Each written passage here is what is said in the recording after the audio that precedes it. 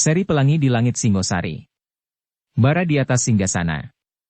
Audiobook, novel silat. Cerita, Esa Mintarja. Bab 46. Demikian ia sampai di tempat yang agak terpencil, tiba-tiba ia melihat sesosok tubuh berdiri di dalam kegelapan. Sesosok tubuh yang hanya tampak kehitam-hitaman saja. "Oh, jadi kau yang memancing aku kemari?" bertanya penasehat Sri Rajasa itu. Bayangan yang kehitam-hitaman yang tidak lain adalah Sumekar itu berdesir mendengar pertanyaan yang tatak itu. Maka jawabnya, "Ya, aku yang memancingmu. Aku memerlukan kau sejenak." "Siapa kau?" "Kau tidak mengenal aku. Jadi apakah kepentinganmu menemui aku kalau kau tahu bahwa aku tidak mengenalmu?" "Aku ingin bertanya, aku harap kau tidak berkeberatan menjawabnya dengan jujur." Penasehat Sri Rajasa itu mengerutkan keningnya. "Lalu, apa yang ingin kau ketahui?" "Terima kasih," berkata Sumekar. "Semula aku tidak mengenalmu dan tidak mengenal setiap orang di dalam istana ini. Tetapi akhirnya aku memerlukan datang untuk menemuimu. Kenapa aku? Aku ingin kau tidak usah mengelak. Bukankah kau yang menyiapkan jebakan untuk menangkap putra mahkota beberapa saat yang lampau, ketika putaran mahkota pendadaran?" Penasehat Sri Rajasa itu mengerutkan keningnya. Lalu katanya, "Oh, beberapa waktu yang lalu katamu. Aku tidak mengerti, apakah kau sedang mengigau atau bermimpi? Putra mahkota telah kembali dengan selamat. Tidak ada apa-apa yang terjadi saat itu." "Ya. Putra mahkota telah kembali dengan selamat, adalah bahwa rencanamu telah gagal. Begitu? Aku tidak akan berbuat apa-apa. Aku hanya ingin meyakini bahwa demikianlah yang terjadi saat itu. Bukankah memang demikian? Aku tidak tahu ujung pangkal pembicaraanmu. Sudahlah, apa yang sebenarnya kau maui?" Sumekar menarik nafas dalam-dalam. Dilihatnya penasehat Sri Rajasa itu berdiri tegak siap untuk menghadapi segala kemungkinan. Ia memang bukan orang kebanyakan, gumam Sumekar di dalam hatinya. "Kisanak," berkata Sumekar kemudian. "Beberapa saat yang lampau, kawan-kawanku pernah mendapat kesempatan menemuimu. Bahkan salah seorang dari kami telah dilayani langsung oleh Sri Rajasa. Sebenarnya aku tidak ingin ikut bermain-main dengan isi istana ini. Tetapi ternyata bahwa aku telah terlempar kemari juga pada suatu saat. Adalah kebetulan sekali bahwa aku menemui Kiai Kisi selagi ia mendapat perintah dari istana ini untuk menjebak putra mahkota. Orang yang disebut-sebut menghubunginya adalah kau. Nah, apa katamu? Aku tidak akan berbuat apa-apa. Aku hanya ingin membuktikan, apakah benar kaulah yang telah menghubungi Kiai Kisi?" "Persetan. Aku tidak mengenal nama orang itu." "Jangan ingkar Kisanak. Kiai Kisi dengan bangga menyebut kau sebagai orang yang paling tahu tentang rencana ini. Dan kalau kau tidak mempunyai hubungan apapun dengan Kiai Kisi, kenapa kau bunuh kedua orang tawanan itu?" "Persetan. Jangan ingkar. Aku tidak mempunyai persoalan dengan kau. Aku hanya ingin berpesan kepadamu, jangan bertindak terlampau ceroboh. Sebenarnya aku kasihan melihat kegagalanmu. Tetapi apa boleh buat, karena aku memang harus membunuh Kiai Kisi." "Gila. Itu urusanmu. Kenapa kau memilih Kiai Kisi?" "Diam. Diam," bentak penasehat Sri Rajasa. "Aku tidak tahu apa yang kau katakan. Sekarang apa maumu? Pergilah, atau aku akan membunuhmu." "Jangan sombong. Ternyata isi istana ini tidak seperti yang aku duga. Kawanku tidak berhasil ditangkap oleh Sri Rajasa sendiri. Apalagi kau? Mahisa Agni, para panglima. Semuanya tidak banyak berarti." Orang diam sejenak. Lalu, apakah kau sudah lama berhubungan dengan Kiai Kisi?" Diam, dan tiba-tiba, "Apa pedulimu? Kalau kau memang tidak mempunyai kepentingan apapun juga, kenapa kau datang kemari dan membicarakan kematian Kiai Kisi yang sudah lalu itu? Jadi kau menganggap persoalannya sudah selesai?" Diam. "Aku tidak peduli lagi." "Kau tidak mendendam karena kegagalan itu?" "Persetan. Aku bunuh kau. Aku ingin menawarkan jasa kepadamu. Kau sudah gagal mempergunakan Kiai Kisi. Bagaimana kalau kita berhubungan untuk kepentingan yang sama? Niat itu baru terpikir setelah aku merenung cukup lama. Kenapa saat itu aku tidak mengambil alih tugas Kiai Kisi, menangkap putra mahkota? Penasehat Sri Rajasa itu terkejut mendengar tawaran itu. Ia tidak menyangka sama sekali bahwa orang yang tidak dikenal itu telah menyatakan keinginannya untuk bekerja bersama. Apakah kau bersedia memikirkannya? Kau tentu menyanggupi upah yang cukup banyak kepada Kiai Kisi, atau kau memberi kesempatan kepadanya untuk memeras istana Singasari. Bagaimanapun juga lewat permaisuri aku akan mendapatkan kesempatan untuk memeras. Bukankah demikian juga agaknya yang akan dilakukan oleh Kiai Kisi? Penasehat itu merenung sejenak. Lalu katanya, siapakah kau sebenarnya? Kita tidak perlu berkenalan. Aku hanya minta kepadamu, berilah kesempatan kepadaku untuk melakukannya, seperti yang akan dilakukan oleh Kiai Kisi. Aku tidak minta upah berapapun juga. Aku ingin mendapat upah itu dari usaha pemerasan. Aku tidak tahu menahu. Persetan. Kalau kau ingin menculik putra mahkota, lakukanlah. Tetapi aku tidak ikut campur. Jangan ingkar. Aku tidak memerlukan banyak bantuanmu. Kau hanya akan memberitahukan kepadaku, kemana putra mahkota akan melakukan pendadaran berikutnya, setelah pendadarannya yang pertama. Aku yakin bahwa masih akan ada perjalanan yang harus dilakukannya. Mungkin dalam waktu dekat setelah peralatan ini selesai seluruhnya. Aku tidak tahu. Kau akan tahu. Kita akan berhubungan. Berilah aku petunjuk kalau aku berhasil memeras istana Singasari, maka kau akan mendapatkan bagian. Dan sekaligus kau mendapat keuntungan bahwa putra mahkota telah tersisih tanpa memberikan kecurigaan, karena ia gugur dalam menjalankan tugas.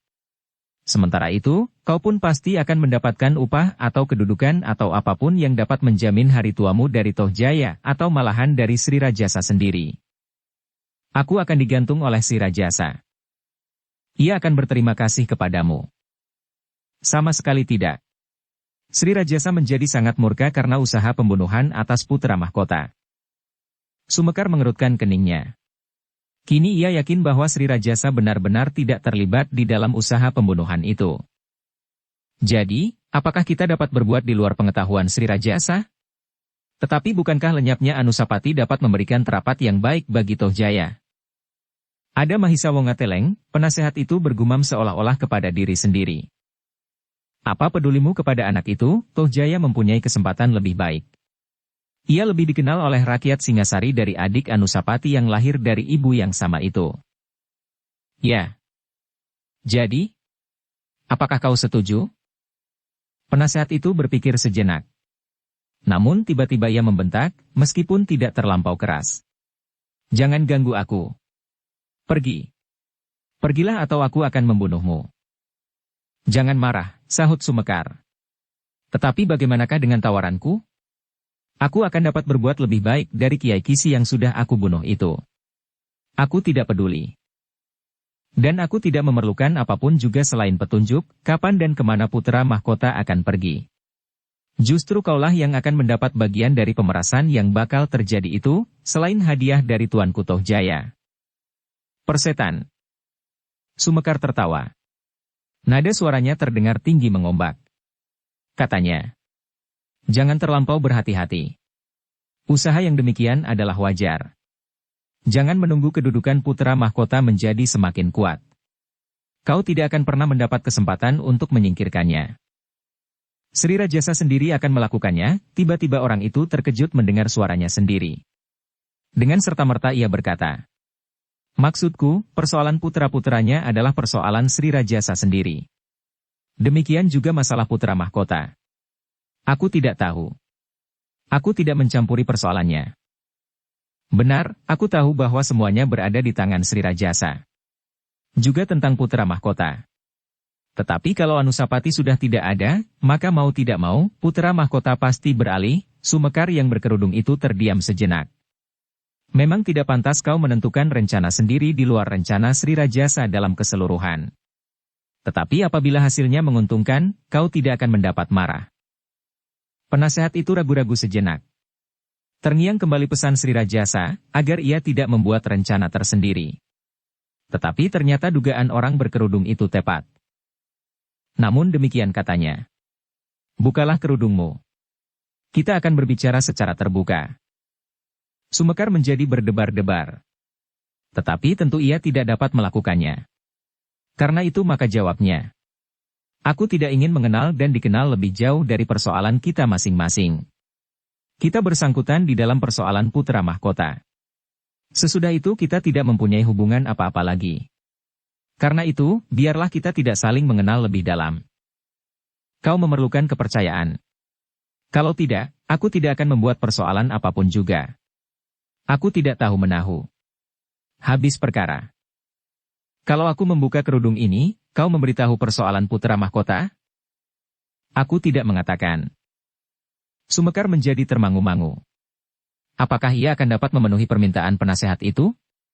Dan apakah ia tidak akan ingkar janji apabila ia telah membuka kerudungnya? Tetapi untuk membuka kerudungnya dan memperkenalkan dirinya adalah tidak mungkin sama sekali. Ia tidak akan mendapat kesempatan apapun juga, karena atas permintaan penasehat itu, Sri Rajasa pasti akan segera menangkapnya dan membunuhnya tanpa ampun. Dengan demikian maka ceriteranya tentang juru taman akan segera berakhir sebelum ia berhasil melihat putra mahkota duduk di singgasana. Karena itu, maka katanya, kita tidak perlu saling mengenal lebih banyak.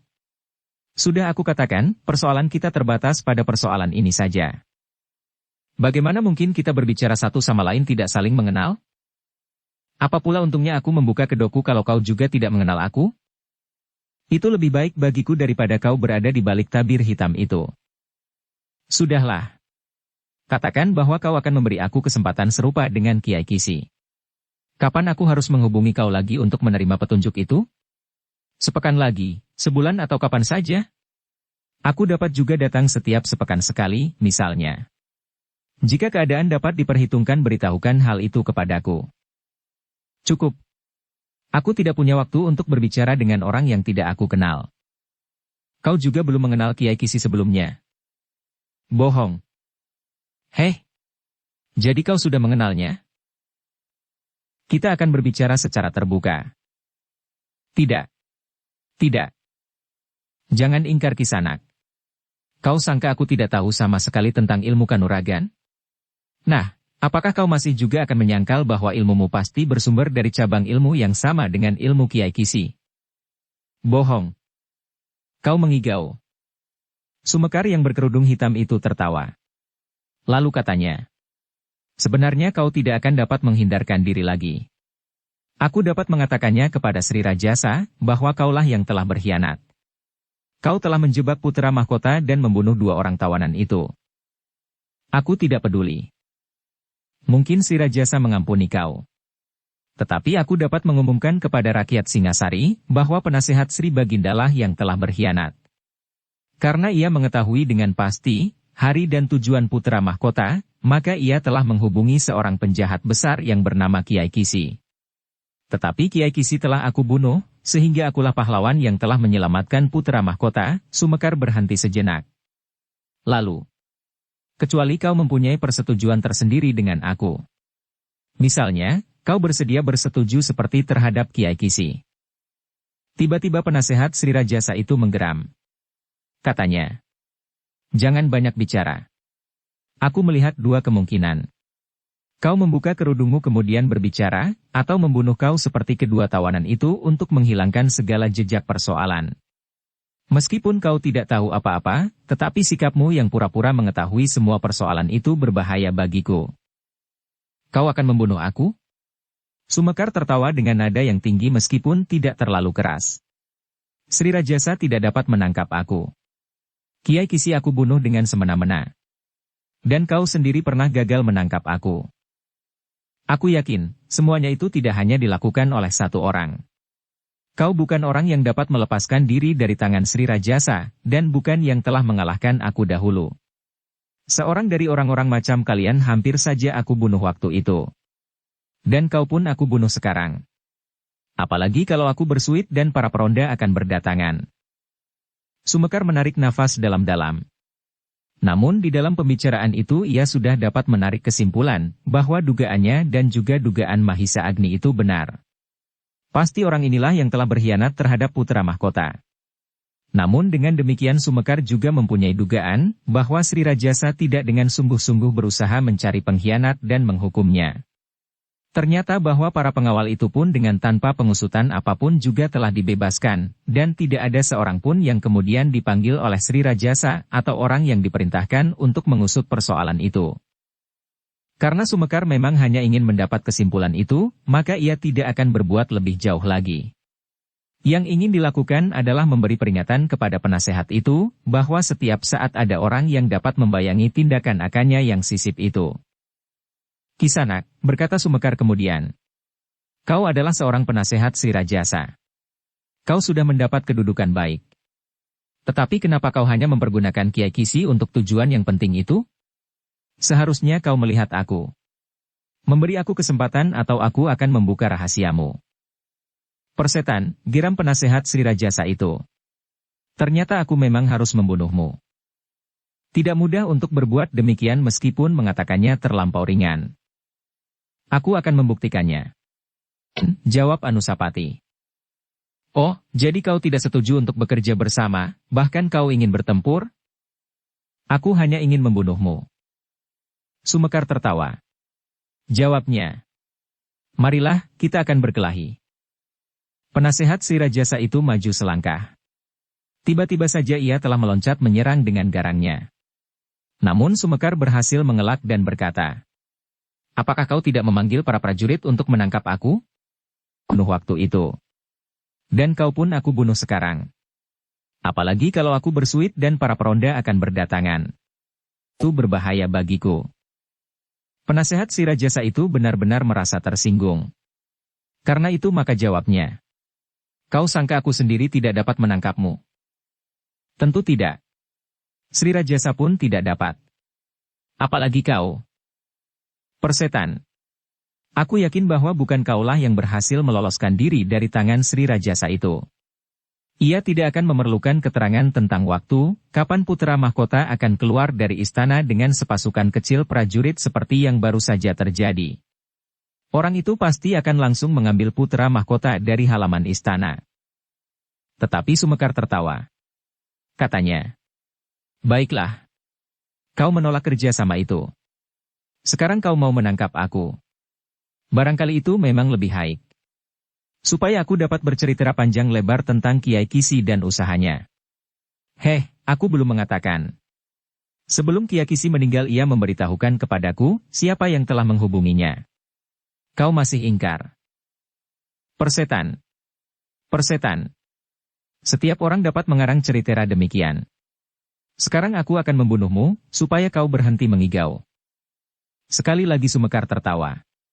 Tetapi ia tidak lengah sama sekali, karena penasehat Sri Rajasa itu benar-benar telah bersiap untuk menerkamnya. Dan dugaan Sumekar itu benar-benar terjadi. Tiba-tiba saja penasehat Sri Rajasa itu benar-benar menyerangnya. Sebuah sambaran jari-jarinya yang mengembang hampir saja menyobek pelipisnya.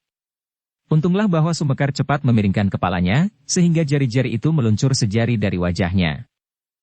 Sambil meloncat mundur Sumekar berkata, serangan Kiai Kisi tepat seperti tata gerak ini. Omong kosong. Jangan menyangkal. Aku mengenal caramu bertempur sebaik-baiknya. Penasehat Sri Rajasa itu tidak menyahut. Tetapi ia mengulangi serangannya lebih garang lagi. Sumekar sekali lagi surut selangkah. Namun tiba-tiba ia menyerang lawannya. Bahkan ia berhasil menirukan beberapa unsur tata gerak yang kasar itu. Sejak ia berada di padepokan Empu Sada ia sudah mulai mempelajari tata gerak yang agak kasar dari gurunya.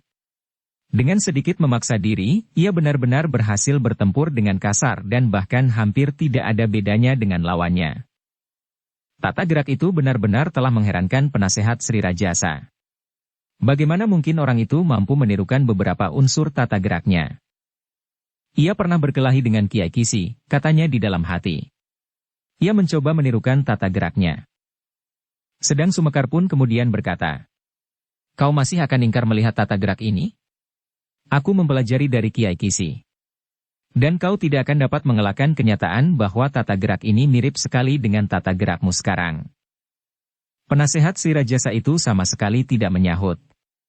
Tetapi ia menyerang Sumekar semakin garang. Tangannya terayun-ayun mengerikan dengan jari yang mengembang dan seperti kuku burung Garuda yang menyambar-nyambar, ia mencoba menerkam leher lawannya. Sumekar menjadi berdebar-debar melihat tata gerak itu. Semakin lama menjadi semakin kasar. Jauh lebih kasar dari ilmu yang pernah dipelajarinya dari Empu Sada. Dalam pada itu, di Paseban Dalam, Sri Rajasa duduk dihadap oleh Mahisa Agni dan beberapa orang pemimpin yang lain. Mereka masih sibuk membicarakan masa-masa peralatan yang ramai di istana. Bahkan di luar istana pun diadakan berbagai macam keramaian untuk menyambut perkawinan Mahisa Wongateleng. Dalam kesibukan itu, Sri Rajasa selalu duduk bersama dengan beberapa orang pemimpin pemerintahan sambil mengikuti laporan bagaimana sambutan rakyat Singasari terhadap perkawinan ini. Bagaimana tanggapan rakyat atas Mahisa Wongateleng? Jika Anusapati tersisih, apakah rakyat Singasari akan menerima Tohjaya atau Mahisa Wongateleng? Pertanyaan itulah yang kadang-kadang mengganggu Sri Rajasa. Namun Sri Rajasa sendiri menganggap bahwa Tohjaya akan berhasil menguasai seluruh minat rakyat Singasari apabila putra mahkota kelak memang sudah dapat disingkirkannya. Tetapi saat itu Sri Rajasa masih menunggu seorang penasihatnya yang masih belum hadir.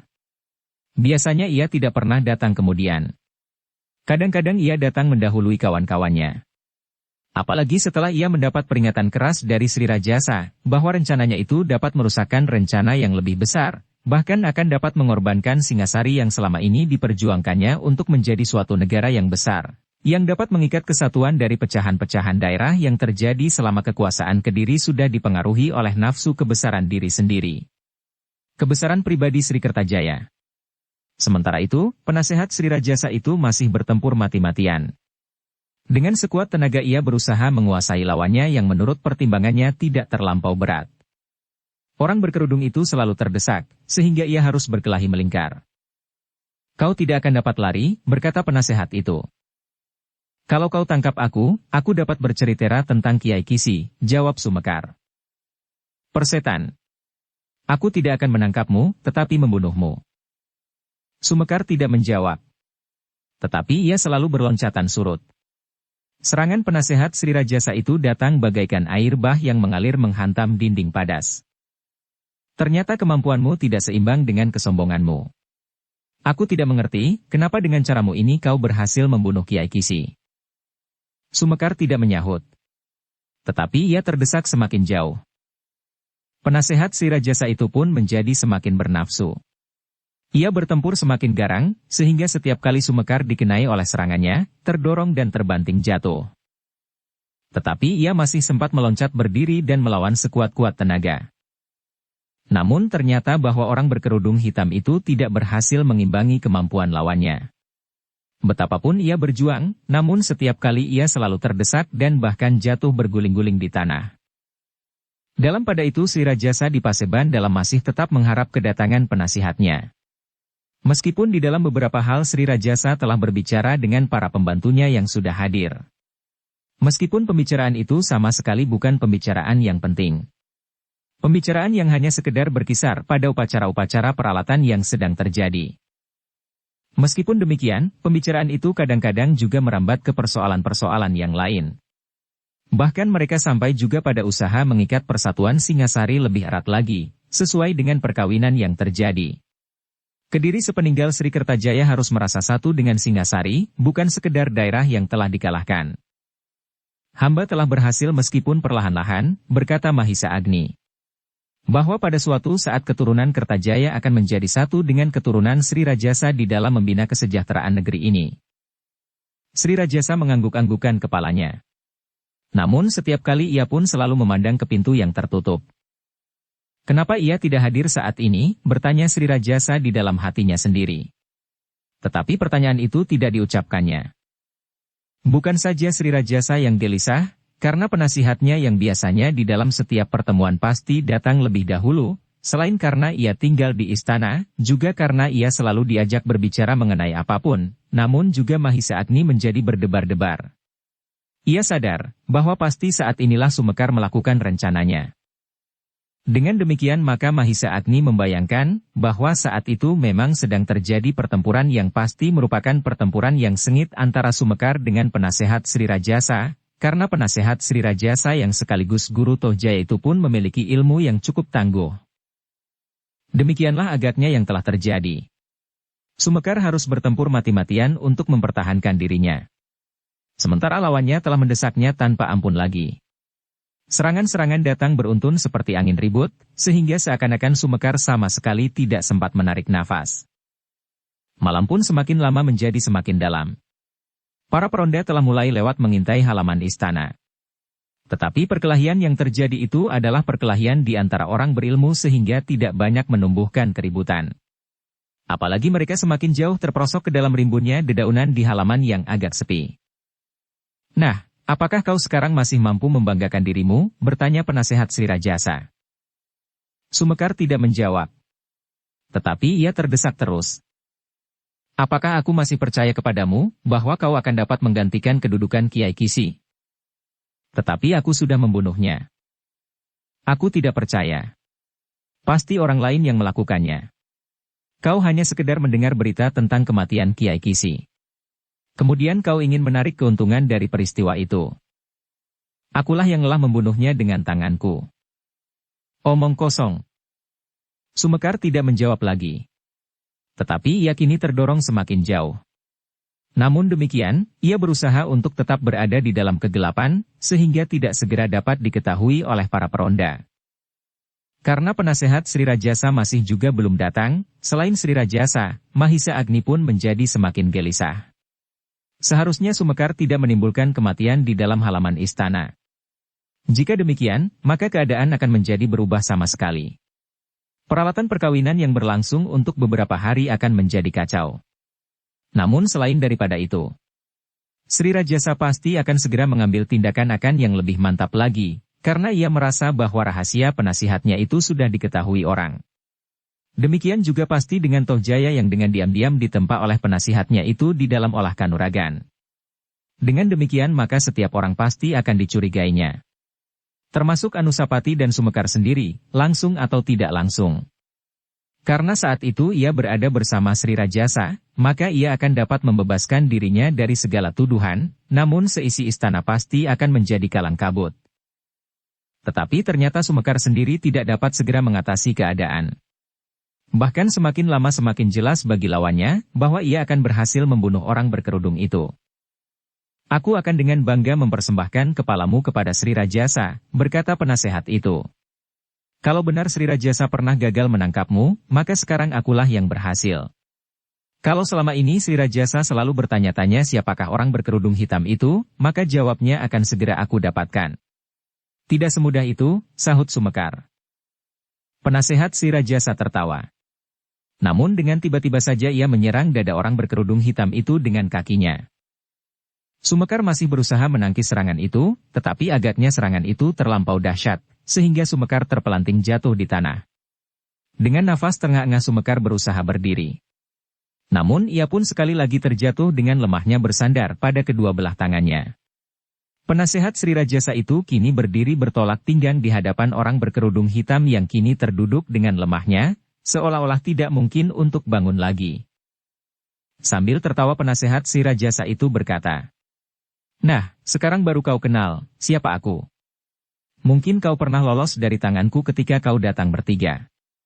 Tetapi mungkin yang datang waktu itu juga bukan kau sendiri, sehingga aku tidak dapat mengalahkannya. Tetapi kini, kau tidak berdaya lagi melawan aku. Sebentar lagi nyawamu akan melayang. Jangan. Jangan kau bunuh aku. Heh, kau merengek seperti anak-anak. Dengar. Aku tidak pernah menghidupi lawan-lawanku. Apalagi kau telah membunuh saudaraku. Meskipun tidak seperguruan, tetapi kami menghisap ilmu dari sumber yang sama. Gurunya adalah saudara seperguruan dengan guruku. Siapa? Aku tidak membunuh siapapun. Kiai Kisi. Oh, orang berkerudung hitam itu beringsut surut. Tetapi aku tidak tahu bahwa ia orang yang telah mendapat tugas darimu. Sebentar lagi kau akan mati. Biarlah aku berterus terang. Memang akulah yang menyuruhnya menangkap putra mahkota. Tetapi kau sudah merusak semua rencanaku. Bahkan kau sudah membunuhnya. Karena itu, kau akan mati. Jangan kau bunuh aku. Aku berjanji tidak akan mengatakannya kepada siapapun juga. Aku bukan orang yang dungu. Sebelum aku membunuhmu, aku ingin tahu, siapakah sebenarnya kau? Dan siapakah kawan-kawanmu itu? Siapa pula orangnya yang telah berhasil lolos dari tangan Sri Rajasa, karena orang itu pasti bukan kau. Aku tidak tahu. Aku bergerak seorang diri, minta orang berkerudung hitam itu. Aku jangan kau bunuh. Aku akan bersedia melakukan tugas apapun juga. Misalnya membunuh putra mahkota. Kau tidak akan dapat dipercaya.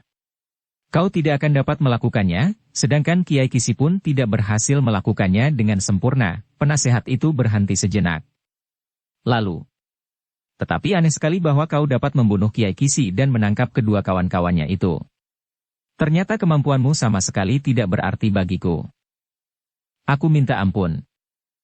Tidak ada ampun. Kau akan aku bunuh, dan kepalamu akan aku bawa menghadap Sri Rajasa. Aku akan dianggapnya berjasa. Dan kepalamu itu tentu tidak akan dapat bercerita lagi. Tetapi juga tidak tentang kawan-kawanku. Kalau kau hidupi, aku akan menyatakannya siapa saja kawan-kawanku yang lain. Penasehat Sri Rajasa itu termenung sejenak. Lalu, tentu tidak mungkin. Tetapi aku memang ingin mendengar siapakah kawan-kawanmu itu. Aku tidak akan mengatakannya. Tanpa harapan lain kecuali mati, buat apa aku mengatakannya? Ada bermacam-macam cara untuk mati. Kalau kau mau mengatakan siapa saja kawan-kawanmu, maka kau akan mati dengan cara yang paling kau sukai. Tetapi kalau tidak, orang berkerudung hitam itu tidak menjawab. Sekarang, buka sajalah kerudungmu. Aku kira tidak ada gunanya lagi. Sumekar beringsut sedikit. Tetapi penasehat si Rajasa itu tertawa. Apakah kau akan lari? Ayo, kalau kau masih mampu bangkit, bangkitlah. Aku tidak mau membuka kerudungku, dan aku tidak mau menyebut nama kawan-kawanku tanpa jaminan bahwa aku akan tetap hidup. Tidak ada yang akan menjamin bahwa kau akan tetap hidup. Baiklah, kalau kau tidak mau mengatakan siapa kau sebenarnya dan siapa kawan-kawanmu, aku akan berbuat sesuka hatiku. Aku akan mematahkan tanganmu lalu kakimu. Kalau kau masih diam saja, aku biarkan saja kau mati perlahan-lahan. Baru esok pagi aku akan mengambil kepalamu. Itu kejam sekali. Aku memang kejam. Aku sekejam Kiai Kisi dan sekasar perampok-perampok di padukuhan terpencil itu. Tetapi kalau kau berbuat baik, aku pun dapat berbuat baik. Membunuhmu dengan sekali tikam di dada. Aku membawanya sebilah keris atau kalau kau ingin, dengan kerismu sendiri pun jadilah. Orang berkerudung hitam itu tidak menyahut. Cepat. Pilihlah. Aku harus segera menghadap si Rajasa. Tetapi meskipun aku terlambat, asal aku membawa kepalamu, Sri Rajasa pasti tidak akan marah. Seluruh Paseban akan berterima kasih, termasuk Mahisa Agni yang dungu itu. Ia adalah satu-satunya orang yang pantas dicurigai. Ia tentu akan berpihak kepada putra mahkota apabila terjadi sesuatu. Tetapi semua orang di Singasari akan berpihak kepada Toh Jaya. Jangan bunuh aku. Persetan. Aku akan mematahkan tanganmu. Penasehat si Rajasa itu maju setapak demi setapak. Matanya bagaikan menyala. Dan tiba-tiba suaranya menjadi seperti getaran suara hantu di dalam kubur. Sebut namamu dan nama kawan-kawanmu. Orang berkerudung hitam itu beringsut surut. Tetapi ia masih terduduk di atas tanah. Cepat. Tuanku. Sekali lagi orang itu beringsut. Kau menjadi ketakutan. Tetapi kau tidak mau menyebut namamu. Atau kau memang ingin lari? Kalau kau mampu larilah. Tiba-tiba saja penasehat Sri Rajasa itu terkejut, ketika ia melihat orang berkerudung hitam itu kemudian berdiri dengan tenangnya. Sambil mengibaskan pakaiannya ia bergumam. Ah, tanah di istana Singasari ini telah mengotori pakaianku. Seharusnya aku tetap berdiri sejak tadi. Sejenak penasehat Sri Rajasa itu termangu-mangu. Ditatapnya saja orang yang berkerudung hitam yang kini tiba-tiba berdiri sambil membersihkan debu yang melekat. Kenapa kau tiba-tiba menjadi seperti patung? Orang berkerudung itu bertanya. Persetan. Apakah kau sedang kepanjingan iblis sehingga kau mampu bangkit berdiri lagi? Aku kira tidak, sahut Sumekar. Aku memang tidak apa-apa. Kau hampir mati. Tetapi kini orang berkerudung hitam itulah yang tertawa. Mudah-mudahan tidak. Aku tidak hampir mati. Gila, penasehat Sri Rajasa itu menggeram. Kini ia baru sadar bahwa orang berkerudung hitam itu telah menjebaknya. Dengan berpura-pura tidak berdaya lagi ia telah berhasil menyadap keterangan dan pengakuan yang diperlukan, bahwa sebenarnya lah ia telah bersepakat dengan Kiai Kisi untuk membunuh atau menangkap putra mahkota yang akan dipergunakannya untuk memeras Sri Rajasa lewat permaisuri. Oleh kesadarannya itu maka tiba-tiba giginya gemeretak karena kemarahan yang serasa meledakkan dadanya. Ia sudah terlanjur mengatakan bahwa ia telah melakukan pengkhianatan itu, karena ia yakin akan dapat membunuh orang berkerudung hitam itu. Namun tiba-tiba orang berkerudung hitam itu bangkit dan seperti tidak terjadi apa-apa ia berdiri tegak menghadapinya. Terima kasih, berkata Sumekar. Kau sudah berterus terang. Aku memang hanya memerlukan pengakuan itu. Nah, sekarang apakah kau tetap menolak untuk bekerja bersama? Persetan. Aku akan membunuhmu. Tetapi orang berkerudung hitam itu tertawa. Katanya. Kita sudah cukup lama bertempur. Kita sudah mengetahui kemampuan kita masing-masing. Apakah masih perlu kita bertempur lagi? Penasehat Sri Rajasa yang telah dibakar oleh kemarahan itu tidak dapat menahan diri lagi. Dengan serta-merta ia menyerang lawannya sejadi-jadinya. Tetapi keadaan perkelahian itu kini sudah berubah sama sekali. Lawannya tidak lagi terbanting jatuh dan bergulingan di tanah. Orang berkerudung hitam itu kini melawannya sambil tertawa. Katanya di sela-sela suara tertawanya. Jangan menjadi gila karenanya. Penasehat Sri Rajasa itu seolah-olah tidak mendengar lagi. Ia bertempur semakin kasar dan liar. Tandannya seperti kehilangan arah dan pegangan. Tangannya terayun-ayun dengan jari-jarinya yang mengembang. Tetapi ia sama sekali tidak dapat menyentuh lawannya sama sekali. Heh, kau telah menjadi gila. Persetan, penasehat Sri Rajasa itu menjadi seperti orang gila. Tetapi lawannya rasa-rasanya menjadi semakin lincah. Bagaimanapun juga ia berusaha, tetapi ia sama sekali tidak berhasil mengenainya. Ketika akalnya menjadi semakin buram, maka tiba-tiba tangannya telah menarik kerisnya. Dengan suara bergetar ia berkata, Aku akan membunuhmu dengan cara yang paling parah bagimu. Kau masih bermimpi, sahut Sumekar. Aku tidak akan berpura-pura lagi. Aku tidak akan mengotori pakaianku lagi dengan berguling-guling di atas debu. Penasehat Sri Rajasa itu tidak menghiraukannya. Kini kerisnya lah yang menyambar-nyambar. Tetapi karena hatinya yang gelap dan lawannya yang terlampau lincah, maka ia tidak berhasil mengenainya. Nah, berkata orang berkerudung hitam itu. Aku sudah mengetahui rahasiamu. Apakah kau masih menolak kerja sama dengan aku? Semula aku hanya mendengarnya dari Kiai Kisi. Tetapi aku meragukan kebenarannya. Ternyata kau mengiyakannya tanpa sadar, atau justru karena kau terlampau sadar, bahwa kau akan berhasil membunuhku. Persetan. Berteriaklah. Jika para prajurit itu mendengar dan datang mengepung aku, maka aku akan berbicara dengan mereka. Aku akan mengatakan bahwa kau telah berkhianat dan berusaha membunuh putra mahkota. Mereka tidak akan percaya. Semua orang mengetahui bahwa pengkhianat itu berada di dalam istana ini, ternyata ia berhasil membunuh kedua tawanan itu. Dan pengkhianat itu adalah kau. Tidak ada yang akan mempercayaimu. Sri Rajasa juga tidak. Sumekar tertawa. Katanya, jika memang demikian, aku tidak memerlukan kepercayaan itu. Tetapi bagaimana dengan tawaranku itu? Apakah kita akan bekerja bersama? Serangan penasehat Sri Rajasa itu menjadi semakin mata gelap. Serangannya sama sekali tidak terarah lagi. Tetapi seperti pesan Mahisa Agni, Sumekar memang tidak ingin menimbulkan kematian. Ia hanya sekedar meyakinkan, siapakah sebenarnya pengkhianat di dalam istana ini. Dan ia sudah menemukannya. Mahisa Agnilah kelak yang akan mengolah, apakah yang sebaiknya dilakukan untuk menyelamatkan putra mahkota. Karena itu, maka Sumekar seakan-akan hanyalah tinggal bermain-main saja. Ketika serangan membabi buta itu menjadi semakin liar, Sumekar pun mempergunakan kesempatan itu untuk menunjukkan bahwa kemampuan penasehat Sri Rajasa itu pun belum sempurna sama sekali. Demikianlah ketika keris orang itu terjulur lurus ke perutnya. Sumekar hanya bergeser setapak mundur. Dengan sisi telapak tangannya ia memukul pergelangan tangan lawannya, sehingga kerisnya itu pun terjatuh beberapa langkah daripadanya. Penasehat Sri Rajasa itu terkejut bukan buatan. Pukulan tangan orang berkerudung hitam itu serasa telah mematahkan pergelangan tangannya. Namun ia tidak boleh menyerah. Dengan sigapnya ia meloncat memungut kerisnya. Tetapi ia menggeram ketika ternyata kaki orang berkerudung itu telah menginjak hulu kerisnya itu. Setan, kau akan dikutuk oleh keris itu. Keris itu adalah keris bertuah, dan kau berani menginjak dengan kakimu, geram penasehat Sri Rajasa itu. Tetapi lawannya menjawab sambil tertawa. Kerismulah yang akan kehilangan tuah, karena ujungnya telah menyentuh tanah dan hulunya tersentuh telapak kaki. Persetan, orang itu pun menyerang Sumekar dengan kakinya yang terjulur menyamping.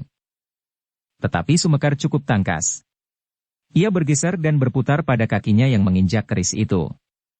Kemudian dengan sebelah kakinya ia membalas serangan lawannya. Ketika kaki itu mengenai lambungnya, maka penasehat Sri Rajasa itu pun terlempar beberapa langkah dan jatuh terbanting di tanah. Kini ialah yang tidak segera dapat bangkit dan duduk bersandar kedua tangannya. Bangkitlah, geram orang berkerudung hitam. Penasehat Sri Rajasa itu tidak berhasil untuk berdiri, meskipun ia telah mencoba. Jangan berpura-pura. Berdirilah. Kita selesaikan persoalan ini, tidak ada jawaban. Bangkitlah. Aku tahu, kau hanya sekedar berpura-pura. Tetapi kau tidak akan dapat memancing keterangan daripadaku. Kau tidak akan dapat mengharap aku menyebutkan namaku, membuka kerudungku dan mengatakan siapa saja kawan-kawan dalam kelompok orang-orang berkerudung dan sebagainya. Tidak. Aku tidak akan mengatakan meskipun kau berpura-pura akan mati. Setan alas. Gila kau, teriak penasehat Sri Rajasa. Bunuh aku kalau kau akan membunuh. Kau sengaja berteriak. Aku tahu kau sedang memanggil para peronda. Aku tidak peduli. Tetapi kau harus dibunuh beramai-ramai. Tetapi Sumekar tertawa. Ia sadar, pasti sudah ada 1-2 orang peronda yang mendengar selagi penasehat itu berteriak. Meskipun demikian ia masih sempat berkata. Aku dapat membunuhmu jika aku mau. Mudah sekali. Aku memungut kerismu kemudian menikam dada di arah jantungmu. Kau akan mati di sini sebelum para peronda itu datang. Tetapi aku orang baik. Aku bukan orang sekasar dan sebuas kau dan Kiai Kisi. Karena itu, aku masih ingin memeliharamu. Mungkin suatu ketika kau berubah pikiran dan minta kepadaku untuk bekerja bersama membunuh atau menangkap putra mahkota. Agaknya hal itu akan sangat menarik. Persetan. Persetan, orang itu berteriak semakin keras. Sementara itu, beberapa orang peronda memang mendengar suara teriakan itu lamat-lamat. Kemudian suara tertawa yang nyaring sekali, sehingga mereka pun menjadi berdebar-debar karenanya. Tetapi mereka tidak sempat berpikir panjang. Pemimpin para peronda yang tidak menjadi bingung segera memberikan perintah untuk mencari suara itu. Cepat, pasti di halaman istana bagian dalam. Beberapa orang peronda segera berlari-larian dengan senjata di tangan. Mereka pun memencar ke beberapa penjuru di dalam halaman dalam. Dalam pada itu, Sumekar masih juga tertawa. Tetapi begitu suara tertawanya lenyap, maka bayangan hitam itu bagaikan terbang meloncat dinding halaman dalam. Sumekar tahu benar, bahwa di balik dinding itu adalah kebun buah-buahan di bagian belakang yang cukup gelap. Karena itu, maka ia pun kemudian dengan cepat berhasil menyelinap dan seakan-akan hilang begitu saja. Ketika ia memasuki biliknya dengan perlahan-lahan sekali agar tidak membangunkan orang-orang di sebelah menyebelah, maka ia mendengar derap beberapa orang prajurit berlari-lari. Saat itu pulalah beberapa orang prajurit menemukan penasehat Sri Rajasa yang sudah berhasil berdiri di dalam kegelapan memegang keris yang telah dipungutnya. Sambil menahan sakit ia berkata, aku menjumpai seseorang yang mencurigakan. Sayang ia berhasil lari. Cari di segenap sudut dan tutup semua pintu, jangan ada nyamuk yang dapat keluar dari istana ini. Demikianlah, pada saat Sumekar melepaskan kerudung hitamnya, ia sudah mendengar tanda bahaya yang bergema di seluruh halaman. Para prajurit pun dengan cepatnya bersiaga di setiap pintu, bahkan setiap jengkal dinding halaman telah diawasinya pula. Tidak ada seorang pun yang dapat masuk atau keluar di luar pengawasan para prajurit pengawal yang sedang bertugas itu. Dalam pada itu, Sumekar pun dengan tergesa-gesa mengusap keringatnya yang membasahi hampir segenap tubuhnya. Kemudian disembunyikannya kerudung hitamnya rapat-rapat. Setelah mengganti bajunya yang basah oleh keringat dengan yang kering, maka ia pun mulai menenangkan debar jantungnya dan deru nafasnya. Seteguk ia minum air dingin dari dalam gendi. Barulah kemudian Sumekar membaringkan dirinya di pembaringannya. Di luar para prajurit menjadi semakin sibuk. Penasehat Sri Rajasa itu pun kemudian berlari-lari ke Paseban. Kalau Mahisa Agni tidak ada di sana, aku wajib mencurigainya. Hampir tidak masuk akal bahwa ada orang yang memiliki kemampuan begitu tinggi selain Sri Rajasa sendiri dan Mahisa Agni. Penasehat Sri Rajasa itu menggeramang di dalam hatinya. Dalam pada itu, setiap kali 1-2 orang prajurit saling berpapasan. Tetapi mereka sama sekali tidak menemukan seorang pun yang pantas mereka curigai di dalam istana itu. Tetapi para prajurit itu tidak segera berputus asa. Mereka menganggap bahwa jika benar ada orang yang dikatakan oleh penasehat Sri Rajasa itu, ia pasti tidak akan dapat lolos lagi karena penjagaan yang sangat ketat. Karena itu, mereka masih saja meneliti segenap sudut yang panggelap sekalipun dengan obor-obor di tangan. Sementara itu, Sri Rajasa dan para pemimpin Singasari yang sudah berada di Paseban terperanjat mendengar tanda bahaya yang bergema di seluruh halaman istana. Mahisa Agni yang ada di dalam ruangan itu pula, menengadahkan wajahnya sambil berkata, "Tuanku, agaknya terjadi sesuatu yang tidak kita harapkan." Gila, Sri Rajasa menggeram. Di dalam kesibukan peralatan ini ada juga gangguan yang tidak teratasi oleh para prajurit, sehingga mereka memerlukan membunyikan tanda bahaya. "Tuanku, apakah hamba diperkenankan melihat apa yang telah terjadi?" Sebelum Sri Rajasa menjawab, beberapa orang panglima dan senapati pun mengajukan permohonan yang serupa. "Pergilah. Tetapi jangan keluar dari istana ini." Mereka pun kemudian dengan tergesa-gesa keluar Paseban. Hampir saja mereka saling bertubrukan dengan penasehat Sri Rajasa yang dengan tergesa-gesa akan memasuki Paseban itu. "Apa yang telah terjadi?" bertanya Mahisa Agni dengan serta-merta. "Apakah Tuan berada di Paseban?" bertanya penasehat Sri Rajasa. Pertanyaan itu tidak menumbuhkan perasaan apapun kepada orang lain yang mendengarnya. Tetapi Mahisa Agni yang perasaannya cukup tajam, segera menangkap kecurigaan yang tersirat dari pertanyaan penasehat Sri Rajasa itu. Karena itu maka jawabnya, "Ya, aku sudah lama berada di Paseban bersama para panglima dan para senapati." "Siapa yang sekarang masih berada di ruangan?" "Beberapa orang pemimpin pemerintahan dan Sri Rajasa sendiri." Penasehat itu menarik nafas dalam-dalam. Kini jelas baginya bahwa ia tidak akan dapat mencurigai Mahisa Agni. Ia justru berada di satu ruang dengan Sri Rajasa dan para panglima. "Aku melihatnya lagi," berkata penasehat Sri Rajasa itu. "Apa?" "Orang berkerudung hitam itu. Aku telah bertempur. Tetapi aku tidak berhasil menangkapnya. Karena ia berusaha melarikan diri, maka dengan terpaksa sekali aku memerintahkan menutup kesempatan itu dengan tanda bahaya." "Apakah ia masih berada di halaman istana?" bertanya Mahisa Agni. "Aku tidak tahu. Mudah-mudahan ia belum dapat keluar dari istana ketika tanda itu berbunyi, sehingga kita masih ada kesempatan untuk menemukannya," berkata penasehat itu lebih lanjut. "Tetapi aku akan menghadap Sri Rajasa dan menyampaikan laporan ini lebih dahulu." "Ya, pergilah menghadap. Aku dan para panglima akan ikut mencarinya." Ketika penasehat Sri Rajasa itu memasuki Paseban, maka para panglima pun segera pergi ke pusat-pusat penjagaan, yang berada di dalam halaman dan yang berada di luar halaman. Sedang beberapa orang senapati langsung bersama Mahisa Agni dan beberapa orang prajurit pengawal ikut serta mengelilingi halaman istana untuk mencari orang berkerudung hitam seperti yang dikatakan oleh penasehat Sri Rajasa itu. Ketika mereka melalui bangsal tempat tinggal Anusapati, mereka melihat Anusapati berada di depan bangsal bersama pengawal yang bertugas. Tetapi kali ini, Anusapati tidak langsung pergi ke pusat penjagaan di dalam istana itu, karena ia mempunyai pertimbangan lain. "Paman," desis Anusapati ketika melihat Mahisa Agni lewat bersama para senapati. "Apa yang telah terjadi?"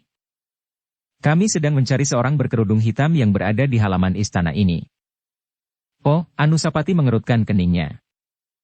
"Hati-hatilah," berkata Mahisa Agni. "Baiklah Paman," jawab Mahisa Agni. "Aku akan meneruskan pencaharian ini." "Silahkan Paman."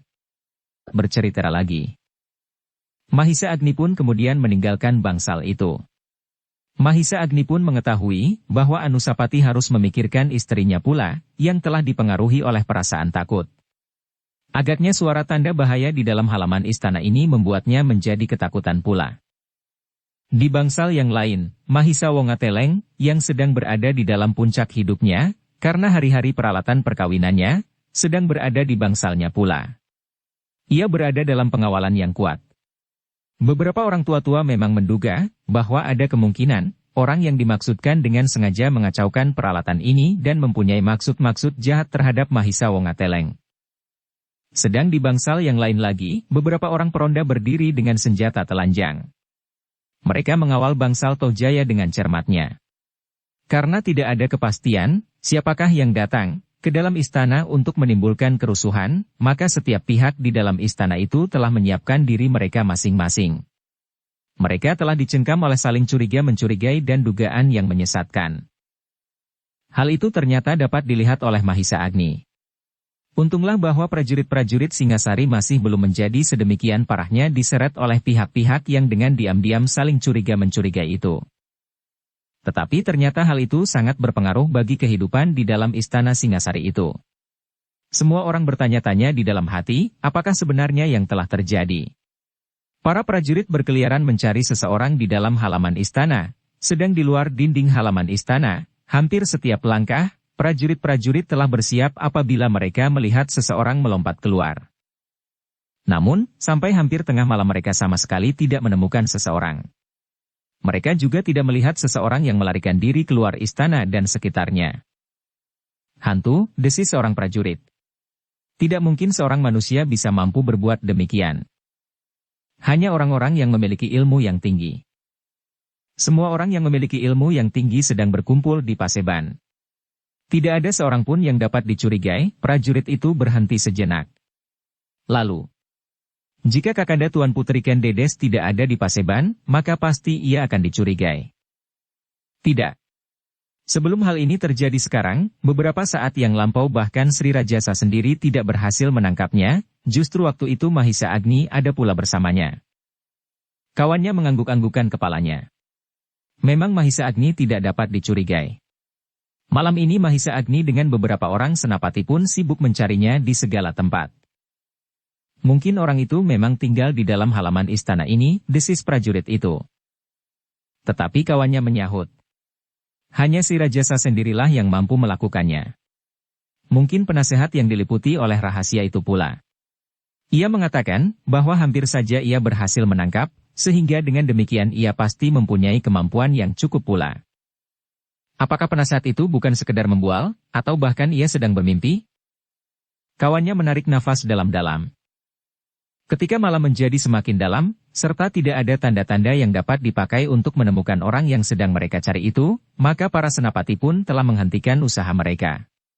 Para prajurit ditarik ke gardu-gardu selain mereka yang mengepung halaman istana. Mereka masih harus tetap mengawasi dinding istana sampai pagi berganti-ganti. Dalam pada itu, penasehat Sri Rajasa itu pun telah melaporkan semua yang terjadi kepada Sri Rajasa. Tetapi selagi masih ada beberapa orang yang menghadap, maka penasehat itu tidak mengatakan yang sebenarnya. Baru ketika hampir dini hari, para pemimpin pemerintahan Singasari diperkenankan meninggalkan istana, masing-masing dengan pengawalan yang kuat. Setelah para pemimpin itu meninggalkan bangsal, barulah penasehat itu mengatakan apa yang sebenarnya telah terjadi. Hubungan antara orang berkerudung hitam itu dengan Kiai Kisi. Sebelum Kiai Kisi terbunuh, ternyata Kiai Kisi telah mengatakan bahwa ia mendapat tugas dari orang dalam di istana. Orang itu berusaha memeras hamba, berkata penasehat Sri Rajasa itu. Orang itu sangat berbahaya. Bukan bagimu saja tetapi bagi kelangsungan kewibawaanku. Kalau ia salah paham dan menyangka bahwa aku terlibat pula di dalam hal ini, maka namaku pasti akan tercemar apabila ia pada suatu saat akan mengumumkannya. Tidak tuanku. Tuanku dapat membantah. Lewat satu atau dua orang pemimpin Singasari tuanku dapat menuduh hal itu sebagai suatu fitnah. Bersambung ke bab 47. Dukung kami dengan subscribe, follow, like, komen dan share. Terima kasih.